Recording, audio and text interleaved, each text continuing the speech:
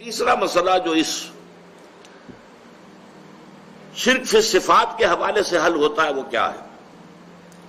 جیسے کہ ابھی تک ہم نے صفات کی بات کی ہے، انسانوں کی صفات، فرشتوں کی صفات، ملائکہ کی صفات، انبیاء اولیاء اللہ کی صفات، لیکن ایک صفات وہ ہیں جنہیں ہم پڑھتے ہیں سائنس میں پراپرٹیز آف دی میٹر.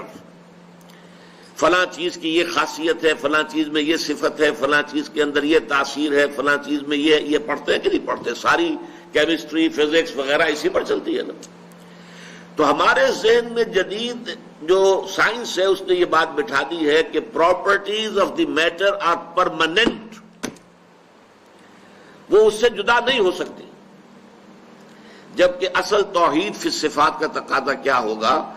یہ پراپرٹیز، یہ تاثیرات، یہ صفات، یہ خواص اللہ نے عطا کیے ہیں، ذاتی نہیں ہیں، اور جب تک چاہے گا اللہ یہ صفات ظاہر ہوں گی، جب نہیں چاہے گا صفت ظاہر نہیں ہوگی. یہ ہے در حقیقت یہ توحید فی صفات کا تقاضا کہ میٹیریلزم جو ہے ایک فلسفے کی حیثیت سے، ایک ایٹیٹیوڈ آف مائنڈ کی حیثیت سے میٹیریلزم سے انسان جو ہے نجات حاصل کرے.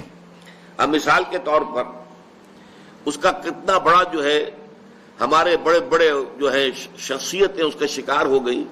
سر سید احمد خان شکار ہوئے جنہوں نے کہ معجزات کا انکار کر دیا. کیسے ہو سکتا ہے؟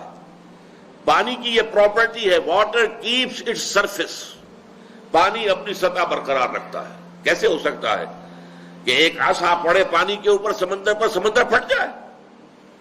انہونی بات ہے، نہیں ہو سکتی. یہ سر سید احمد خان کا موقف ہے. انہوں نے کہا یہ ہواؤں کا معاملہ تھا، ایک دفعہ بڑی تیز ہوا چلی، وہ سمندر کو ایک طرف لے گئی، پھر بعد میں وہ ہوا بند ہو گئی، سمندر واپس آ گیا. لیکن قرآن مجید یہ کہتا ہے فَانْفَلَقَ الْبَحْرُ فَكَانَ كُلُّ فِرْقٍ كَالطَّوْدِ الْعَظِيمِ، سمندر پھٹ گیا اور اس کا ہر حصہ جو ہے چٹان کے مانند کھڑا ہو گیا. الفاظ یہ ہیں، لیکن کیا ہے ذہن کے اوپر وہ نیوٹونین دور جو تھا، Newtonian physics, properties of the metre, laws of nature, laws of motion, یہ تو بالکل اٹل ہے، وہی سے زیادہ مضبوط ہے، ان میں کسی کمی بیشی کا امکان نہیں. آگ کی صفت ہے، آگ کی پراپرٹی ہے، وہ جلا دیتی ہے.